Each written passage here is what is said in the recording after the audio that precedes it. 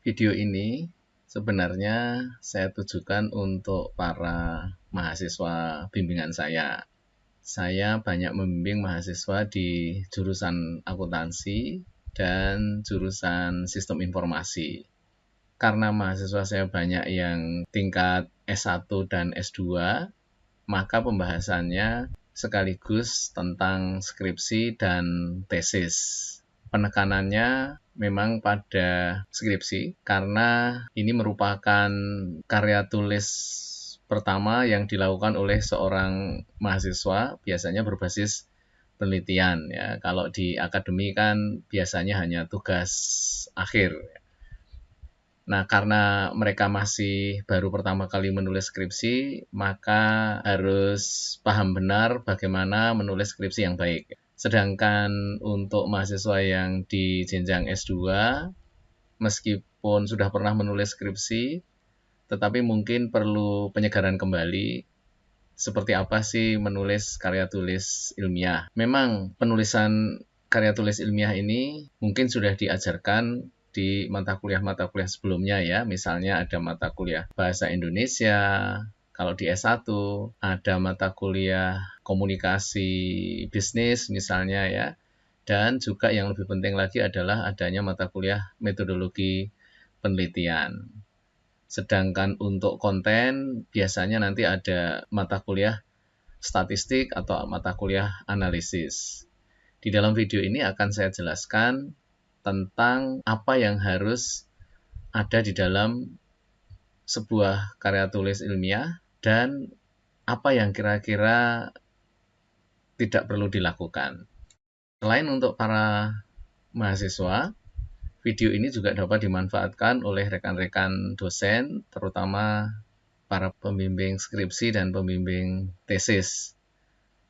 Untuk hal-hal yang sifatnya rutin dan sudah baku, mungkin tidak perlu dijelaskan satu persatu ya. Biasanya kita punya bimbingan dalam setiap semester ada beberapa, idealnya memang dikumpulkan dulu, diberi penjelasan, tetapi kadang-kadang agak sulit waktunya ya, terutama pada masa pandemi COVID-19 ini. Nah, Bapak Ibu rekan-rekan pembimbing bisa memanfaatkan video saya ini disebarkan kepada para bimbingannya untuk menyaksikan video ini, sehingga tugas Bapak Ibu menjadi lebih ringan ya. Kalau ada beberapa yang nanti kurang pas, tinggal Bapak Ibu menambahi sendiri. Lalu juga kepada siapapun yang kira-kira merasakan manfaat dari video ini juga dipersilahkan untuk menyimak dan mungkin mendiskusikan hal-hal yang dirasa kurang pas atau masih kurang jelas. Silahkan tulis di kolom deskripsi ya. Nah, baik, akan saya bahas apa sih komponen yang harus ada di dalam sebuah karya tulis ilmiah. Dalam hal ini memang penekanannya adalah skripsi dan tesis ya. Meskipun demikian masih ada kemungkinan juga untuk diterapkan di disertasi, meskipun belum semuanya, dan juga pada laporan penelitian. Saya akan menggunakan pendekatan komponen-komponen karya tulis supaya lebih mudah diikuti oleh para mahasiswa, terutama mahasiswa saya. Apa saja komponen yang harus ada di dalam sebuah karya tulis? Ada 3 bagian besar. Bagian yang pertama adalah aksesoris yang harus ada di dalam laporan karya tulis. Ada aksesoris depan dan ada aksesoris belakang. Ini saya mencari istilahnya belum dapat ya, apa sih sebetulnya istilah untuk aksesoris depan ini. Jadi di sini saya menggunakan istilah yang saya kira ini sementara ini bisa dipakai ya. Aksesoris itu pelengkap, sehingga saya mengatakan ada aksesoris di depan karena itu nanti harus ada di bagian laporan karya tulis sebelum isi utamanya. Isi utamanya ada di bab 1, 2, 3, 4, 5. Bisa juga kadang-kadang sampai bab 6, kalau disertasi bisa saja sampai bab 7. Lalu ada juga aksesoris belakang. Nah, aksesoris belakang ini nanti juga bagian-bagian yang ada di dalam karya tulis dan biasanya diletakkan di belakang. Kita lihat satu-satu. Yang pertama adalah aksesoris depan. Isinya apa saja sih? Biasanya isinya kurang lebih ini. Yang pertama pasti harus ada halaman judul, sudah ada formatnya masing-masing kampus atau masing-masing lembaga. Lalu ada pernyataan bahwa penelitian ini bebas plagiasi, juga biasanya sudah disediakan, ada standarnya. Lalu ada halaman persembahan atau halaman moto, silahkan saja itu ditulis dengan format sendiri, ini bebas. Lalu yang keempat adalah kata pengantar yang menggambarkan proses karya tulis ilmiah ini, sehingga perlu ada ucapan terima kasih kepada berbagai pihak yang telah membantu atau memberi kontribusi pada penyelesaian karya tulis ilmiah ini. Lalu yang tidak boleh dilupakan adalah daftar isi yang harus rapi, harus benar, urutan angkanya harus pas, harus sesuai. Demikian juga dengan formatnya diusahakan yang sebaik mungkin. Nah, ini juga sudah ada video saya, silahkan disaksikan. Lalu kalau banyak istilah yang digunakan, alangkah lebih baiknya juga ada daftar istilah, sehingga pembaca nanti tahu istilah-istilah apa saja yang ada di dalam karya tulis ini.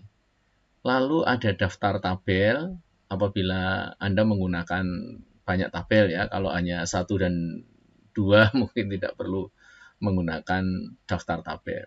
Demikian juga dengan daftar gambar. Kemudian ada aksesoris di bagian belakang. Yang pertama biasanya adalah daftar pustaka. Ini merupakan daftar acuan Anda di dalam naskah, sehingga harus cocok ya antara acuan atau kutipan di dalam naskah nanti dengan daftar yang ada di sini. Dan sudah barang tentu jangan dilakukan secara manual ya.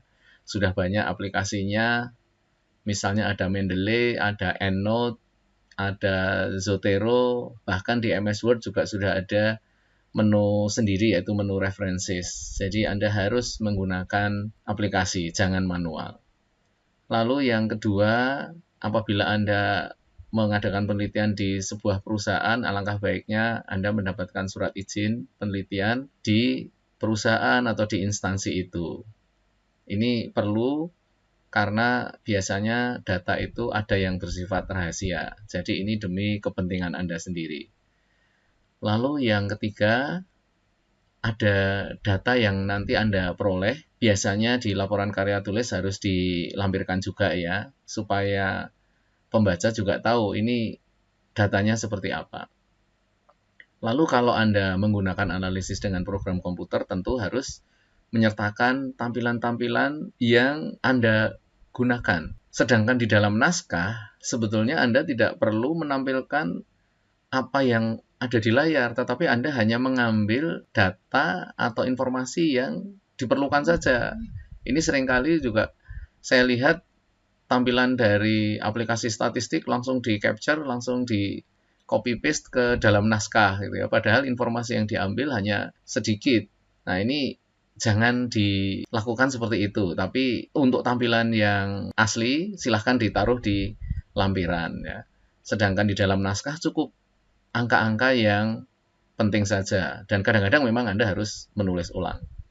Lalu ada tampilan-tampilan rincian perhitungan atau proses yang harus Anda lakukan. Ini juga perlu ditaruh di dalam lampiran. Dan berbagai keterangan lain yang ada di lampiran ini. Misalnya adalah daftar kuesioner, kalau Anda menggunakan kuesioner, lalu mungkin Anda membahas suatu struktur organisasi atau membahas sebuah jaringan komputer di dalam sebuah sistem informasi, ada baiknya kalau itu Anda bahas juga dilampirkan di dalam karya tulis Anda ini. Sehingga Anda dapat menggambarkan secara lengkap apa sebetulnya yang Anda teliti itu. Jadi jangan sampai ada yang terlewat ya. Baik, berikutnya adalah kita lihat pendahuluan ya, bab 1. Sedangkan bab 2, 3, 4, 5 nanti akan saya bahas di video sendiri. Kalau tidak nanti video ini akan terlalu panjang ya. Nah, di dalam latar belakang bab 1 pendahuluan biasanya berisi topik-topik penting ini, yaitu ada latar belakang, ada rumusan masalah, seringkali ada juga yang menggunakan istilah pertanyaan penelitian, lalu ada batasan masalah, tujuan penelitian, kontribusi penelitian, dan sistematika penulisan. Masing-masing bagian ini apa isinya? Kita lihat satu-satu ya. Latar belakang merupakan bagian yang sangat penting ya, terutama bagi saya. Karena di sini berisi penjelasan atau argumentasi mengapa penulis memilih topik ini. Lalu di sini nanti juga ditunjukkan bedanya atau hubungannya dengan penelitian-penelitian lain yang sudah pernah dilakukan pada topik yang sama dengan ini. Sehingga nanti dapat diketahui posisi penelitian ini itu ada di mana. Nah, di pendahuluan di latar belakang ini perlu dijelaskan masalah besar yang akan diteliti atau akan dipecahkan itu apa. Karena kalau nanti tidak ada masalah, berarti tidak ada rumusan masalah, berarti tidak akan ada yang dijawab, berarti bukan penelitian. Oleh karena itu, Anda harus pandai-pandai mencari masalah yang akan diteliti. Dan untuk mencari masalah ini, Anda tidak boleh melamun atau mencari-cari ide tanpa mendasarkan diri pada literatur, ya, sehingga Anda harus banyak membaca terlebih dahulu untuk mencari masalah yang akan Anda tulis. Salah satu sumber pencarian masalah itu adalah di paper-paper atau makalah-makalah di bagian keterbatasan, ya, atau di bagian penelitian berikutnya, atau future research.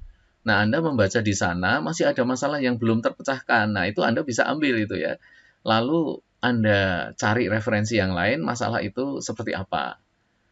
Dan untuk mencari berbagai paper ini sekarang juga mudah, Anda tidak perlu mencari secara manual karena sudah ada aplikasinya dan saya juga sudah membuat videonya, silahkan dicari di channel saya ya. Misalnya ada openknowledgemaps.org, kemudian ada researcher, ada info rapid knowledge base, silahkan saja dicari di video saya ya.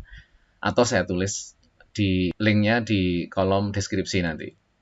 Kemudian dari masalah yang besar tadi Anda persempit sehingga nanti yang akan Anda teliti itu bukan sesuatu yang sangat umum tetapi yang lebih spesifik. Misalnya saja di sini saya mencontohkan masalahnya adalah kinerja perusahaan itu dipengaruhi oleh strategi manajemen.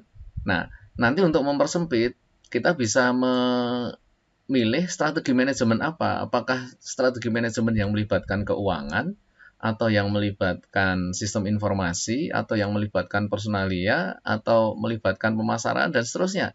Jadi semakin dipersempit. Kemudian kalau masalahnya sudah dipersempit, Anda mungkin bisa menjawab masalah tersebut dengan beberapa hal yang lebih kecil lagi, beberapa pertanyaan yang nantinya Anda akan jadikan hipotesis. Sehingga di sini nanti Anda punya beberapa pertanyaan kecil yang akan diajukan sebagai hipotesis penelitian. Tetapi ingat, di dalam proposal atau di dalam bab 1 belum ada hipotesis. Sehingga Anda masih perlu menunda dulu menyatakan hipotesis itu di dalam bab 1 ini. Lalu apa yang harus Anda ungkapkan? Yang harus Anda ungkapkan adalah masalah besar yang Anda akan teliti tadi. Misalnya di sini adalah bagaimana meningkatkan penjualan tanpa membuka cabang baru misalnya gitu ya, di dalam sebuah perusahaan. Nah, ini berarti harus melakukan intensifikasi. Nanti untuk melakukan intensifikasi ini bagaimana caranya? Mungkin dengan menjalankan penjualan secara online. Nah, kalau kita akan menjalankan penjualan secara online, berarti apa saja pertanyaannya nanti? Misalnya, apakah menggunakan web atau menggunakan aplikasi mobile? Atau aplikasi berbasis jaringan yang ada di dalam perusahaan, pembeli diminta datang sendiri ke perusahaan lalu memilih dengan komputer yang ada di dalam perusahaan. Misalnya seperti itu ya, manakah sistem yang sesuai untuk perusahaan ini.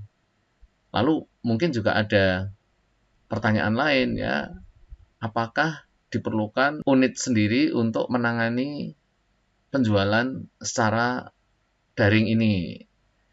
Ya, dan seterusnya. Di situ nanti akan ada pertanyaan-pertanyaan kecil. Pertanyaan-pertanyaan ini harus didukung dengan cerita atau uraian di latar belakang. Ya, jadi nanti kalau Anda ingin merumuskan masalah, harus ada penjelasannya terlebih dahulu di latar belakang ini. Anda ingin mengajukan pertanyaan penelitian, juga nanti ada penjelasannya dulu mengapa kok Anda harus bertanya seperti itu. Sehingga ketika audiens terutama pembimbing membaca pendahuluan Anda, tanpa melihat rumusan masalah pun, pembimbing akan bisa menduga, oh ini pasti akan mengangkat masalah ini gitu ya. Jadi ketika dilihat di rumusan masalah, oh ternyata benar. Nah ini konsepnya kira-kira begitu. Lalu di dalam latar belakang ini juga ada pembahasan nanti cara mengatasi masalah itu atau memecahkan masalah itu atau menganalisis masalah itu, Anda menggunakan metode apa? Metode ini apakah sudah banyak digunakan oleh orang lain atau peneliti lain, atau mungkin Anda mau mengusulkan cara baru atau teknik baru, karena sudah ada perkembangan metodologi baru ya, metode-metode baru, sehingga Anda bisa mengajukan. Dan jangan lupa, di dalam latar belakang ini sudah harus banyak acuan dari berbagai literatur yang bersifat ilmiah, dan juga boleh yang tidak bersifat ilmiah. Misalnya dari koran, dari majalah, dari televisi, atau mungkin Anda menangkap tren di medsos. Mengapa yang tidak ilmiah boleh? Karena Anda akan mengangkat masalah yang sedang terjadi di masyarakat. Justru itulah kepekaan seorang ilmuwan menghadapi masalah yang terjadi di dalam lingkungannya, di dalam masyarakatnya. Lalu nanti akan diatasi atau dianalisis dengan berbagai teori yang sudah dipelajarinya. Ya, sehingga di pendahuluan ini boleh ada kutipan-kutipan sumber-sumber acuan yang tidak sepenuhnya ilmiah. Tapi kalau nanti di bab 2, nah itu namanya landasan teori dan kajian pustaka harus ilmiah semua, gitu ya.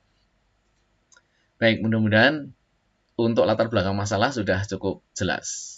Lalu untuk rumusan masalah, ini juga merupakan bagian yang sangat penting. Di sini berisi sebuah pertanyaan, boleh juga pernyataan, yang berkaitan dengan masalah yang akan diteliti.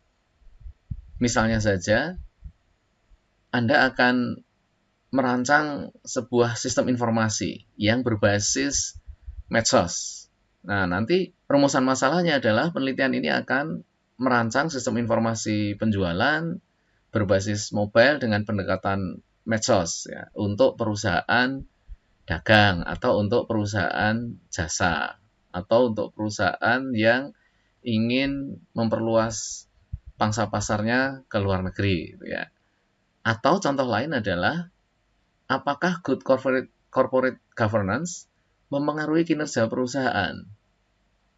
Karena di sini sering saya lihat mahasiswa menulis proposal di dalam rumusan masalah ini langsung isinya hipotesis ya. Kadang-kadang cuma 4-5 hipotesis, tapi kadang-kadang sampai 12-15 hipotesis ya. Apakah variabel ini berpengaruh terhadap ini? Apakah ini berpengaruh terhadap ini?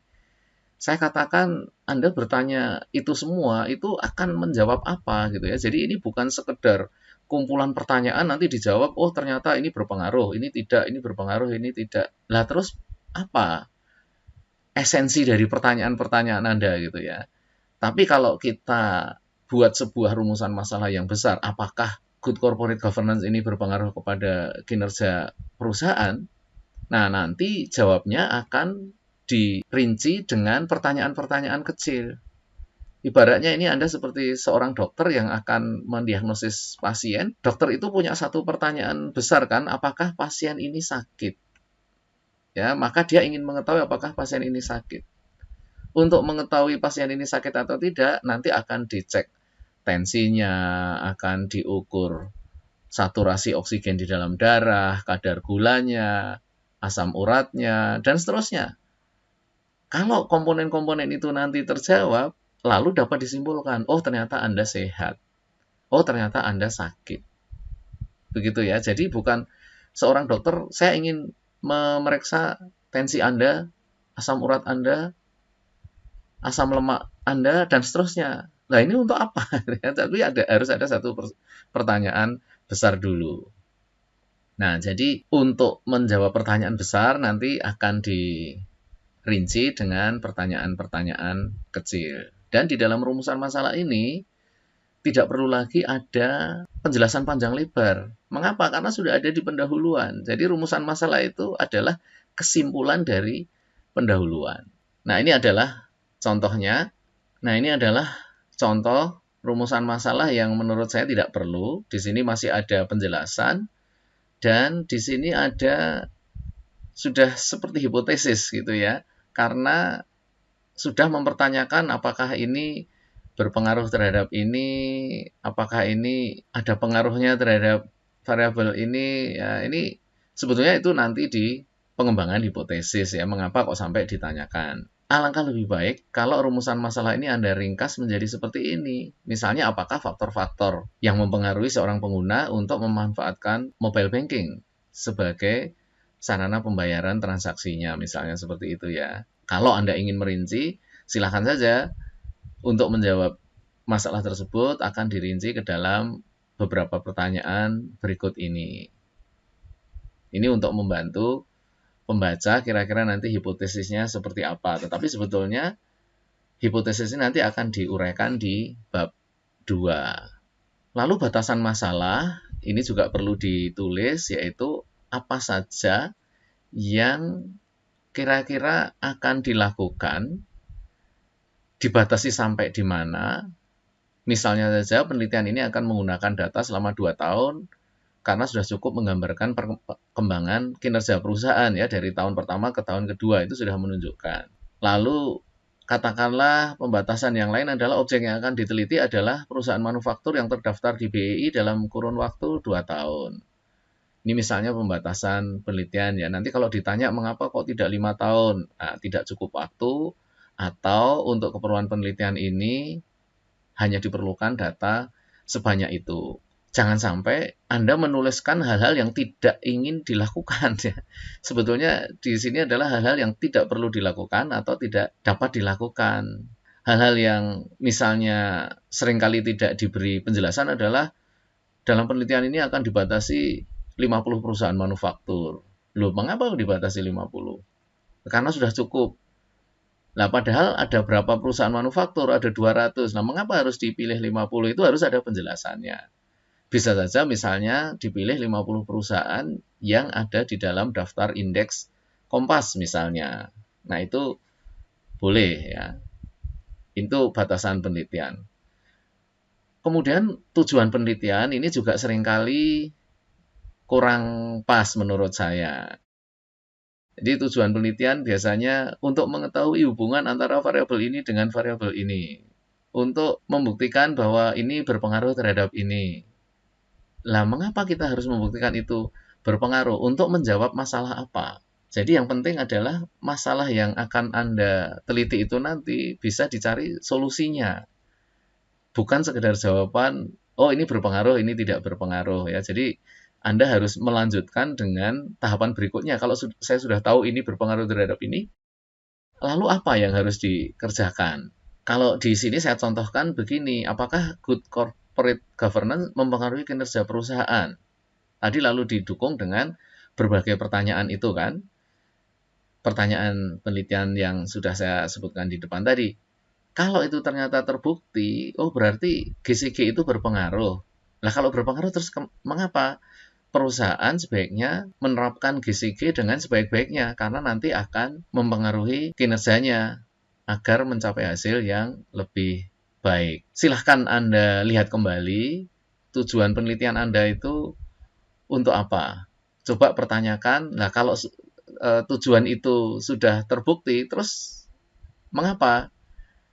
Biasanya lalu ditambahi untuk menambah literatur di dalam bidang ilmu yang saya pelajari ini gitu ya. Anda juga harus menjelaskan mengapa kok harus menambahkan tambahan literatur. Apa yang penting dari penelitian Anda? Lah ini saya sudah berhasil membuktikan ini. Lah orang lain kan sudah membuktikan juga gitu ya. Jadi mungkin Anda harus menyebutkan nanti ada kontribusi penelitian. Nah, di sini pentingnya kontribusi penelitian. Jadi setelah tujuan penelitian, Anda harus mampu mengidentifikasi apa yang menjadi pembeda karya Anda ini dibanding dengan karya penulis-penulis yang lain. Itulah gunanya hasil karya Anda ini. Jadi terhadap dunia ilmu itu apa yang Anda sumbangkan. Seringkali juga mahasiswa menuliskan bahwa kontribusinya adalah akan merancang sebuah sistem untuk perusahaan apa gitu. Nah, ini berarti bukan penelitian ilmiah, ini adalah proyek untuk membantu perusahaan itu. Anda harusnya dapat duit kalau memang membuat seperti itu gitu ya. Demikian juga dosen pembimbing dan dosen pengujinya. Nah, oleh karena itu Anda harus memberikan kontribusi kepada dunia penelitian. Nah, kontribusinya itu apa? Banyak sebetulnya ya dan tidak terlalu sulit ya. Misalnya Anda meneliti menggunakan teori-teori seperti TAM ya atau UTOT itu Anda lihat di dalam penelitian-penelitian terdahulu ada masalah seperti ini dipecahkan dengan apa? Dengan TAM. Nah, TAM itu nanti ada perkembangan lagi dengan sistem UTOT gitu kan. Nah, Anda bisa mengajukan kontribusi penelitian-penelitian seperti ini biasanya dilakukan dengan TAM. Hasilnya kurang lebih seperti ini. Nah, padahal ada teori baru yaitu UTOT. Maka saya akan melakukan penelitian ulang dengan masalah yang kurang lebih mirip seperti itu dengan UTOT. Ternyata UTOT sudah banyak yang meneliti juga, Pak. Nah, berarti Anda harus mencari teori-teori baru gitu ya. Makanya Anda harus rajin-rajin membaca literatur gitu. Dan sudah banyak softwarenya, jadi sekarang tidak susah mencari informasi seperti itu ya. Jadi silahkan pelajari hal-hal baru di situ. Nah, ini saya paling gemes kalau mahasiswa masih membahas TAM ya, Delon dan McLean model. Ini kan tahun 90-an. Sekarang sudah 30 tahun berlalu. Masa teorinya itu terus. Di luar sana itu ada ratusan teori ya. Sudah ada bukunya, sudah ada websitenya. Silahkan itu dipelajari. Jadi Anda memberi kontribusi kepada ilmu. Ya, selain itu masih banyak lagi lah kontribusi itu. Apakah Anda akan mengubah variabelnya atau akan Anda menambah variabel atau mengurangi variabel atau Anda mungkin menggunakan kurun waktu yang berbeda atau dengan kelompok responden yang berbeda atau menggunakan teknik pengukuran yang berbeda. Jadi banyak sekali hal yang bisa membedakan sebuah penelitian itu. Atau bisa juga dulu dilakukan analisis dengan metode regresi. Nah, sekarang mungkin Anda akan menggunakan data pool karena melibatkan unsur waktu, tidak hanya cross section gitu ya. Nah, ini juga metode statistik baru.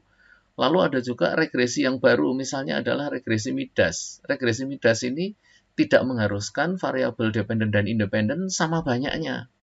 Bisa berbeda, tapi memang masih harus terstruktur ya. Misalnya data independennya adalah bulanan, data dependennya adalah mingguan, atau sebaliknya. Jadi ada metode-metode baru. Nah, ini merupakan kontribusi Anda terhadap dunia penelitian. Ingat, jangan kepada instansi atau jangan kepada perusahaan yang Anda teliti masalahnya. Gitu ya. Jadi, Anda perlu memikirkan sumbangan terhadap ilmunya. Perkara Anda memberi sumbangan kepada perusahaan atau instansi atau kampus mungkin, ya silahkan saja. Tetapi itu bukan kontribusi ilmiah. Dan yang terakhir adalah sistematika pembahasan. Di sini Anda biasanya menjelaskan bahwa penelitian ini nanti akan ditulis dengan sistematika bab 1 apa, bab 2, 3, 4, 5, begitu ya. Nah, kira-kira seperti itu. Mudah-mudahan Anda sekarang menjadi mantap ya menulis proposal dan menulis penelitian Anda.